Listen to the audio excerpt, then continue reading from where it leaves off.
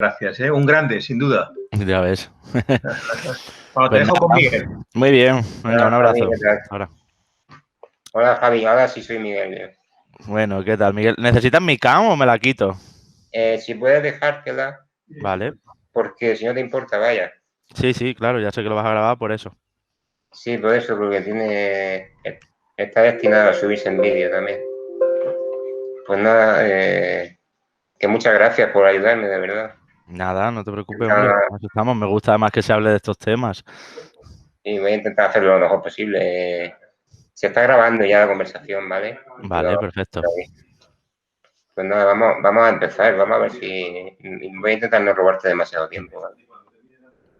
A ver, bueno, te pasé el guión ayer, ya la base la sabrás, o sea Sí. que sin más dilación vamos a intentar empezar a hablar, pues eso, que me cuentes un poco tu experiencia buscando empleo y las dificultades que puedes haber llegado a tener a la hora de ganarte tu carrera profesional, ¿no?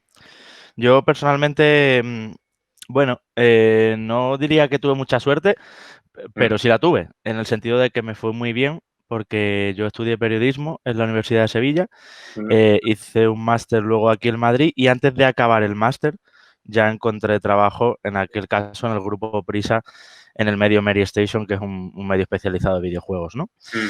El tema de la discapacidad visual y demás, a mí no me afectó, yo considero, ni al hacer la carrera, ni al entrar o no entrar en ese trabajo. De hecho, yo no tenía ningún tipo de bonificación, ni en mi, bueno, no tenía contrato, era un autónomo, pero no tenían, o sea, no, en ningún momento se contempló, ni era una cuota que quisiera estar cobrando Prisa, el grupo Prisa, ni nada, o sea, cobrando, llenando con una persona con discapacidad, ni nada así. Simplemente en este trabajo de crítico de videojuegos, en mi caso,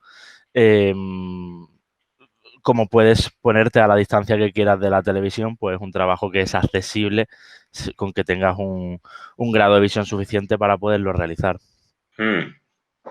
Claro, una discapacidad un poco más liviana, por así decirlo, ¿no? A la hora de encontrar empleo. Claro, una persona ciega total, por ejemplo, pues lógicamente no podría dedicarse a esto como no podría dedicarse a otras cosas que son visuales. No podría ser un crítico de cine porque necesita ver la fotografía de la película, aunque estén adaptadas y estén audio descritas y todo. Este, este tipo de ocio, este producto, es visual también. Entonces es importante ahí señalar la diferencia entre una discapacidad visual o una ceguera total. Y a tu juicio, hablando ya un poco de discapacidad y tal, ¿tú cómo valoras el tema de tener una discapacidad a la hora de encontrar empleo? ¿Cuántas dificultades te puede llegar a poner tu discapacidad? Y sobre Ahí todo en en el determinado... periodismo, Sí. ¿Cómo? ¿Sobre todo? sobre todo en la carrera de periodismo, como tú dices. Hombre,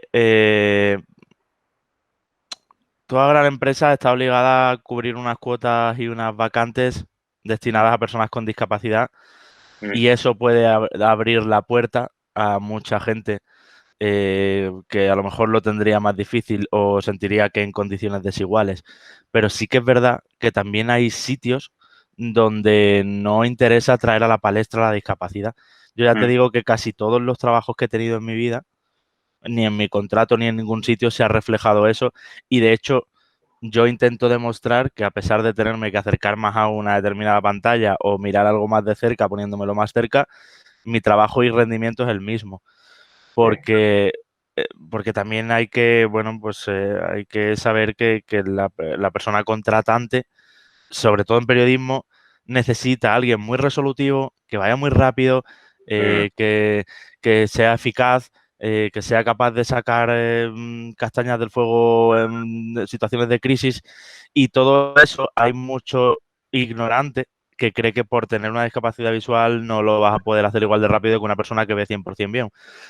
Entonces es verdad que en esto del periodismo, puesto que hoy en día hay un montón de tecnologías, hay un montón de posibilidades de hacerse zoom en la pantalla, de ampliarse y configurarse, personalizarse el tamaño de letra, los contrastes y demás, no siempre hay que ir con la discapacidad por delante y ponerlo en el currículum, porque eso te puede cerrar, te puede abrir puertas a esas plazas destinadas a personas con discapacidad y tal y cual. Y luego una vez dentro vas a demostrar, por supuesto, que vas incluso más rápido que una persona que ve 100% bien, pero de entrada genera ese estereotipo, puede generar esa reactancia. Entonces, mi consejo a la hora de buscar trabajo en periodismo a personas con discapacidad visual es ir como una persona que no tiene ningún tipo de discapacidad y ya en caso necesario o en caso de que creáis que es muy alarmante, entonces sí decidlo porque os puede beneficiar de cara a que hay un cupo de plazas que ocupar para los que somos personas con discapacidad para que haya igualdad en el empleo, ¿no?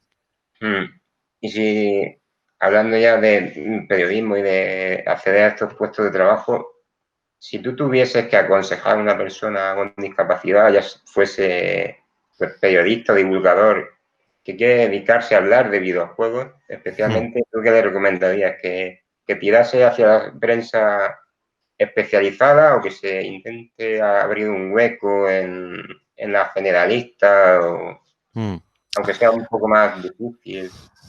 Sí, bueno, no te creas que es más difícil. Prensa especializada en nuestro país hay una serie de medios contados que son los grandes y son los únicos que pueden permitirse pagar por hacer ese trabajo.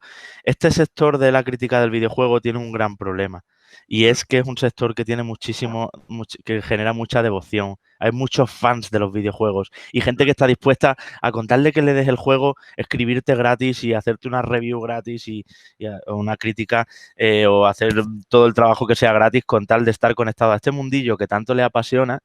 Y además, pues con ello a lo mejor va a ahorrarse el precio de comprar un videojuego que no es un producto barato precisamente, ¿no?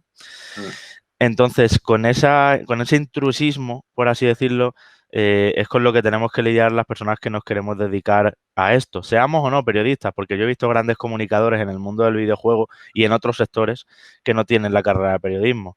O sea que a veces determinadas habilidades a la hora de comunicarse valen más que haber estudiado 5 años en una universidad, pues periodismo, ¿no? Y yo soy periodista y ya me fastidia decir esto, pero así es. Y bueno, pues irte a generalistas o irte a especializados. Bueno, la diferencia y lo que hay que saber es que en generalistas se publica menos de esto, porque todavía el videojuego no está considerado del todo un producto cultural como si el cine y otros medios. Y hay que saber adaptar el lenguaje también. Si vas a generalista, vas a tener que hablar seguramente de juegos muy conocidos, de Fortnite, de FIFA, de Call of Duty, juegos muy conocidos y en un lenguaje para todos los públicos, para gente no especializada. Si tu pasión es tan fuerte en los videojuegos, como era mi caso, en que quieres hablar de manera especializada, quiere decir que un juego tiene un gameplay de determinada manera porque es un sandbox, pero es importante también cómo funciona el HUD, este lenguaje no va a ir en el medio especializado, entonces deberías llamar a la puerta perdón, no va a ir en el medio generalista, debería llamar a la puerta de un generalizado de un especializado. Y en los especializados no hay ni mucha gente trabajando, son redacciones pequeñas, ni se gana mucho dinero, bueno, y además tienes que saber que al principio vas a tener que producir contenido para que vean qué tal eres. ¿Qué tal escribes? ¿Qué tal te comunicarías en un vídeo? Que si sabrías, pues lo que decía al principio, si sabrías resolver determinadas situaciones de mucho estrés y de mucha emergencia, porque en el mundo del videojuego va todo muy rápido. Esta misma semana presentan la PlayStation 5 y eso ha hecho que nosotros cambiemos todas las agendas y el anuncio lo sabemos desde el viernes, entonces todo va a toda pastilla. Y todo eso tú lo tienes que demostrar al principio, por desgracia, seguramente cobrando muy poco o sin cobrar. Cuando ya empiezas a ser conocido, entonces puede ser que el medio se interese por ti y ya te genere un contrato o una factura de colaboración como autónomo, que es lo más habitual en España, por desgracia también.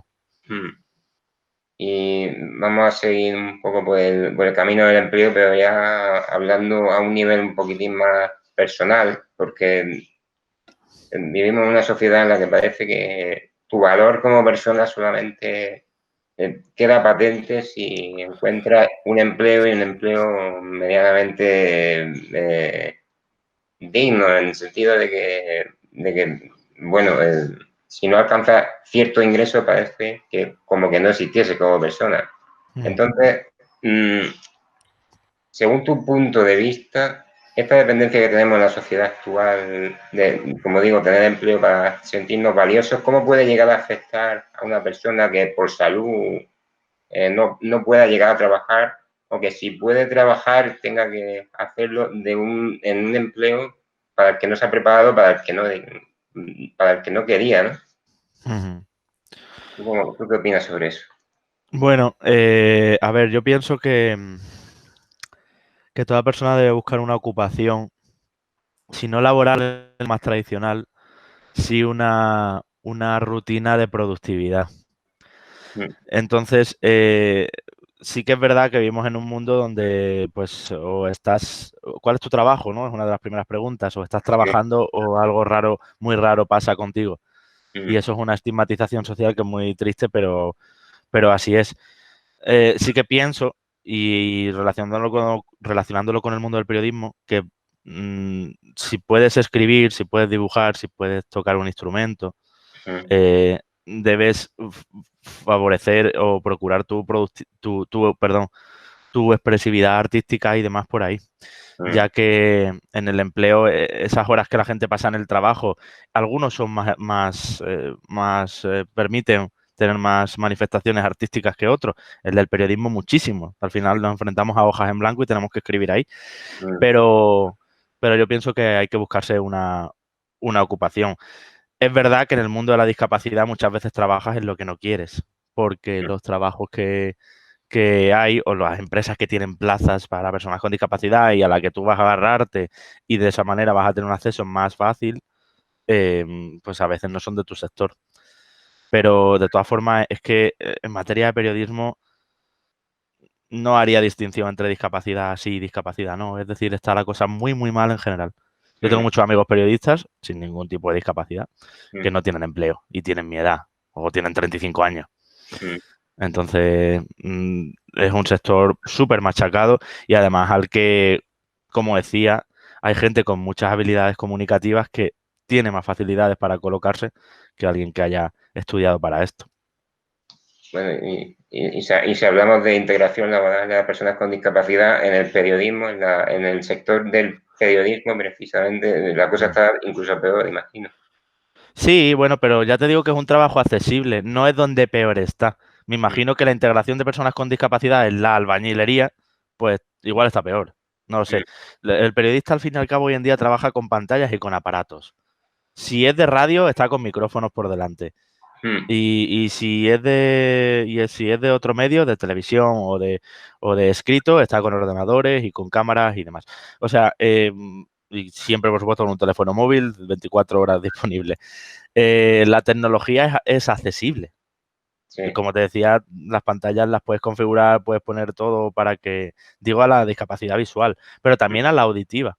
Yo creo que no es el peor trabajo a nivel de integración y de adaptaciones el periodismo al tema de la discapacidad. Estoy seguro de que hay otros sectores muchísimo más machacantes y que generan muchísima más desigualdad entre un empleado con discapacidad y un empleado sin discapacidad. Bueno, De cualquier tipo, me refiero. Sí, sí, sí. Cuando una persona se dedica a ser periodista, al fin y al cabo, lo que hace es crear contenido sobre aquello que le interesa. Puede ser sobre actualidad política, sobre actualidad cultural, videojuegos, cine, lo que sea, ¿no? Entonces pasamos en ese momento de ser consumidores también a prosumidores, o sea, aquellos que generamos contenido en base a algo, ¿no? Sí. Entonces, ¿tú qué medidas crees que se deberían tomar e incentivar para que a las personas con discapacidad se les empiece también a ver como prosumidores, como generadores de contenido y que se nos remunere por ello y no dependamos tanto del mecenazgo o de trabajos que obtienen ingresos mediante Patreon, Twitch y todos estos métodos? Es que ya te digo, yo ya cuando vi la pregunta que me pasaste previamente, que vi que íbamos a verlo así un poco, no termino de estar de acuerdo contigo. No creo que por tener discapacidad se te vea menos prosumidor que a una persona sin discapacidad. Es decir, el problema de la industria de la comunicación sobre videojuegos es que, como te digo, existe ese fanatismo de muchos de los que trabajan en medios sobre videojuegos que que siguen siendo más consumidores que otra cosa. Incluso muchos generadores de contenido, muchos youtubers, por ejemplo, son absolutos devotos de determinados juegos y están dispuestos a hacer contenido no cobrando lo que habitualmente cobrarían con otros juegos solo porque les apasiona un juego. Entonces, trabajar con algo que te flipa hace muy, muy ambiguo, pues efectivamente tener la remuneración quizá que merecerías. A eso sumas todo el intrusismo de todo el mundo que quiere entrar, efectivamente. Y ole, yo eso no digo nada, pero está tan competidas las plazas para ser comunicador de esto, que no creo que una persona con discapacidad sea menos prosumidor que una persona sin discapacidad. Creo que es un problema generalizado del sector, tengas o no discapacidad, de cualquier tipo. De todas formas, sí que es verdad, las personas con discapacidad tienen que exponerse más.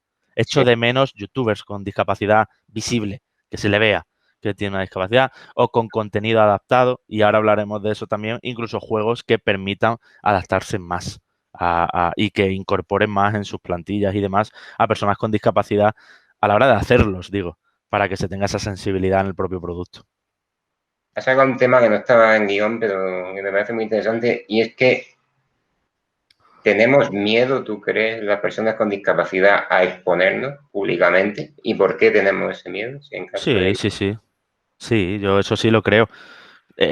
No todos, por supuesto, ¿no? Yo, vamos, conozco 1000 casos y yo el primero estoy súper expuesto y siempre he sido así, pero sí que por mi trabajo, por mis otros trabajos también, habiendo conocido a gente con discapacidad, existen los problemas de la autoestima y el mundo de Internet es muy cruel. El mundo de Internet es un patio de recreo. Están los troles, los haters, las redes sociales son agresivas y muchas personas con discapacidad llevan ahí su complejo por esa discapacidad sobre todo y no se exponen tan fácilmente como otros colectivos que han conseguido al final sí exponerse, como, ¿no? Como podría ser personas de diferentes orientaciones sexuales o personas, por ejemplo, muy gordas o personas...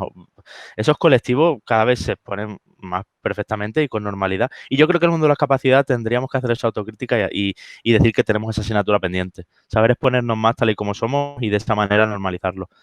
Pero, claro, ya te digo, Internet no es lo mismo que te digan algo por la calle que te lo diga un anónimo en Internet que está detrás de un nick y que vive a 4000 kilómetros de ti. Es que Internet es mucho más salvaje que la calle y que el cara a cara. Sí.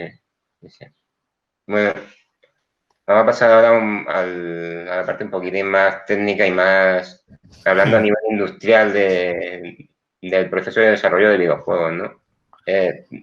¿Tú por qué crees o cuál crees que es el motivo por el que hay tan pocos trabajadores con discapacidad integrados en los procesos de producción de los videojuegos? Porque la mayoría de veces son personas que aconsejan, son agentes externos, son asesores, sí. Consultores en discapacidad, pero no hay puestos o no parece haber puestos de trabajo específicos, ya no dentro del periodismo, que tú mismo has comentado que existen las cuotas, pero dentro de las desarrolladoras.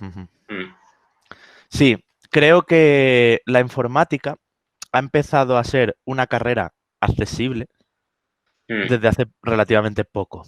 Y esto afecta. Es igual que al principio, que no había muchas mujeres. No había muchas diseñadoras de niveles. No había porque al principio los informáticos eran en mayoría hombres, porque hasta que la mujer se integró en la carrera y empezó a haber una verdadera paridad e igualdad en las aulas de los estudios, digo de informática porque el grueso de los que hacen un videojuego son informáticos. Luego hay una serie de guionistas, diseñadores de arte, ilustradores, animadores. Bueno, un animador ya es informático. El que hace la música, pues un músico, vale. Pero el grueso, el 80% son informáticos, ¿no? Entonces creo que la informática no ha sido una carrera accesible hasta hace relativamente poco. Ya no te digo solo visual, que también, porque antiguamente cuando había que programar en determinados códigos antiguos era muy difícil eso para una persona que no ve bien, poder aguantar tal cantidad de símbolos en pantalla y que no se le fuera ni una coma, porque entonces el código estaba entero mal. O sea, era una cosa muy minuciosa. Ya hoy en día, pues ya te digo, con los ampliadores y con lectores de pantalla y demás, pues es increíble como personas ciegas totales incluso o sordas totales que hablan con las manos, saca la carrera perfectamente en el mínimo de años. Pero claro, ahora todavía no... Estamos ya en proceso de pero todavía no hay muchas personas con discapacidad en los estudios que hacen los videojuegos, efectivamente. Y siempre, como tú dices, ahí sí coincido, cuando se hace una asesoría, una consulta a un externo que es un especialista en esto, no es lo mismo que tener todos los días, todas las horas, ahí a ese compañero con discapacidad que en un momento dado puede levantar la cabeza y decir, cuidado aquí, cuidado en esto que no estamos representando bien, o esto no es así exactamente, o voy a ir a hablar un momentito con el departamento de guión para explicarles que este personaje no debería ser así porque está cayendo en un cliché de una discapacidad. Cuando tú haces una consulta a un externo, es un trabajo de revisión a posteriori. Ya está todo el juego hecho y ahora una persona especialista en discapacidad va a venir a dar el ok, pero ya no cambias igual que cuando desde el principio hay una persona con discapacidad ahí. Y esto lo hemos visto cuando se han incorporado en estudios como Ubisoft, por ejemplo, hay personas de todas las orientaciones sexuales, hay personas de todas las creencias religiosas, hay etnias representadas y efectivamente los juegos de Ubisoft son de los que más sensibilidades tienen con esto. Y se ha notado. Y especialmente sagas como Assassin's Creed, que están inspiradas en determinadas civilizaciones. Los últimos, por ejemplo, son en Egipto y Grecia. Y se nota que el de Egipto ha contado con mucha plantilla árabe y musulmán, porque tiene determinadas sensibilidades de cómo aún hoy son las cosas allí y cómo es esa creencia y esa religión. Y creo que con la discapacidad efectivamente tiene que pasar igual. Espero que de aquí a poco me refiero poco en esto, pues serán 5 años o así, o 10, sí, una generación más o menos, 5 o 10 años, haya muchas más personas con discapacidad integradas en los estudios, en las desarrolladoras, y con ello también las referencias al mundo de la discapacidad en los juegos sea bastante más orgánica, más natural, más no tan cayendo en lo fácil ni en el asistencialismo, sino pues nada, hay un personaje con discapacidad y lo ves claramente. Cada vez hay más, ¿eh? También te digo, ahora las últimas noticias, por ejemplo, dicen que el juego de Vengadores, de los Vengadores que sale en septiembre, que es una superproducción, es un juego que ha costado muchos millones y de una desarrolladora con mucha gente trabajando en él, va a tener especial miramiento a esto. Y juegos recientes como The Last of Us Parte 2, por ejemplo, también se nota que tienen especial miramiento al mundo de la discapacidad, y eso es porque en sus estudios de mucho dinero y de mucho personal, por supuesto, se están integrando desde cero, desde que se empieza a gestar un juego, personal en el equipo que tenga discapacidad o que tenga mucha sensibilidad, mucha cercanía con el mundo de la discapacidad. Y esta falta de representatividad ya física, con física me refiero a la falta de personajes con una discapacidad que quede patente, que tiene esa discapacidad en el juego, aunque está mejorando la cosa, como tú dices, pero todavía los ejemplos son más bien escasos. ¿Tú crees que esta falta de representatividad puede llevar a el jugador con discapacidad que juega a videojuegos a sentirse aislado, a sentirse como que no se ve reflejado? No representado, claro. Reflejado en el mundo real, representado, efectivamente. ¿Tú qué crees de esto? Hombre, a todos nos gustaría vernos representados en los videojuegos, ¿no? Yo entiendo que una persona con discapacidad, pues también le gustaría que el avatar, el protagonista, fuera un poco como él, como ella. Pero sí que es verdad que los videojuegos, al contrario que el cine, siempre los personajes son absolutamente increíbles. Sí. O sea, el videojuego en general, cada vez menos, pero en general, tiene un punto aspiracional y un punto donde, aunque sea un juego sobre cosas cotidianas, como por ejemplo Life is Strange, que es un juego pues con protagonistas que son cotidianos y son historias sencillitas, siempre hay un punto de vaya pedazo de historia. Entonces, creo que le perdonamos más a este medio que no haya personas con discapacidad que se parezcan mucho a nosotras que a otros medios. Digamos que si veo una película donde el personaje se parece un poco a mí y está bien hecho, lo aplaudo. Y si está mal hecho, me enfado muchísimo. En videojuegos también, como es una cosa más joven, porque recordemos que los videojuegos en realidad no llega a 40 años todavía de vida, es un sector mucho más joven que nació a finales de los 70. Entonces, como que en videojuegos aceptan más que los personajes van a ser clichés y todo eso. Por suerte, de nuevo, estamos en un momento donde las cosas están cambiando bastante y los personajes están dejando de ser el héroe americano, blanco, heterosexual, no, sino que todo lo contrario. Estamos cogiendo cada vez pues personajes que se salen más de las mayorías o de lo que mucha gente podría tener idealizado. Y de hecho que el videojuego ahora llegue a mercados como a China va a hacer que haya muchos juegos protagonizados por un chino, pero un chino mandarín, no un samurái de Japón, no. Un chino en su pueblo de China. Y esto va a pasar porque al abrirse allí mercado, claro, los juegos ahora venden muchísimo más allí que en Europa, por ejemplo. Entonces creo que es buen momento, vimos un buen momento en que se están tambaleando un poco todos los valores tradicionales de los videojuegos donde, pues eso. Esto es como la mujer, ¿no? Antes no había muchos juegos protagonizados por mujeres y los que había, ella estaba hipersexualizada, cliché total, era un estereotipo de mujer muy sensual para que el jugador mayoritariamente masculino estuviera contento y ahora al contrario. Ahora estamos viendo juegos donde las protagonistas no responden a los cánones de belleza habituales, donde no son ni mucho menos mujeres sumisas, sino que todo lo contrario, están empoderadas. Creo que en el mundo de la discapacidad va a pasar igual. Lo mismo, 5 o 10 años le doy. Y ya se está empezando a ver en juegos de este año que los personajes rozan determinadas discapacidades si es que no las tienen claramente y evidentemente. Para normalizar esta representatividad de las personas con discapacidad a un nivel social, ¿tú cómo crees de importante empezar a meter asignaturas o temáticas específicas dentro de las aulas, dentro de la educación desde muy chiquitito, desde muy pequeñito? Que se empieza a hablar normalmente de discapacidad, como por ejemplo se está empezando a hablar normalmente de sexualidad en el aula. Claro, pero además de haber asignaturas de propio sobre sexualidad, que eso ya en mi generación pues las había también, yo creo que tiene que ser una labor de concienciación transversal. Es decir, que en una clase de lenguas o en una clase de conocimiento del medio o en una clase de plástica esté la discapacidad también. Pero en todas las asignaturas. No, ahora toca discapacidad y es una hora de discapacidad. No creo que este mundo sea como el de ética, el de química o el de otras asignaturas que se tienen en secundaria, por ejemplo, ¿no? O el de inglés. No. Esto debe estar en todo. Y eso es una sensibilidad de los educadores que tienen que tener y que tienen que incorporar en un problema que se le pone a un niño de 6 años, de Pablito va por 6 manzanas, pero se le caen 3. ¿Cuántas le quedan a Pablito? Pues resulta que Pablito va en silla de ruedas. Dilo en el problema. Incorpóralo ahí. Entonces, para mí, no hay que hacer asignaturas específicas, sino incorporar esto en todas las áreas de la educación. Por supuesto, creo que el colegio y el instituto, antes de pasar allá a la universidad, es donde se forman a las nuevas generaciones y a los futuros pensadores y a los futuros marcadores de por dónde va a ir la sociedad.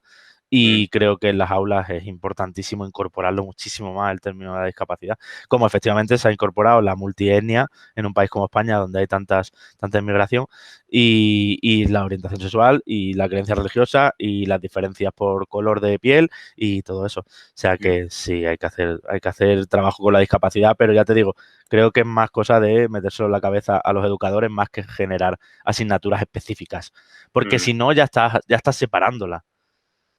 Estudiar una hora de discapacidad a la semana, porque ahora toca discapacidad de 1 a 2, lo tengo marcado en mi horario de la mañana de hoy, como el que, ya te digo, como el que estudia física o química, pues no me parece, no creo que sea. Bueno, ya para acabar un poco todo este repaso que hemos hecho, me gustaría que me contase una pequeña reflexión personal sobre cómo ves tú el futuro cercano en cuestiones de integración laboral, si crees que vamos a seguir evolucionando o si crees que nos estamos quizás estancando un poco en las medidas que estamos tomando para que las personas con discapacidad se integren en el mercado laboral, ¿no? Yo no soy muy optimista con esto y creo que, como tú dices, la segunda opción nos estamos estancando un poco.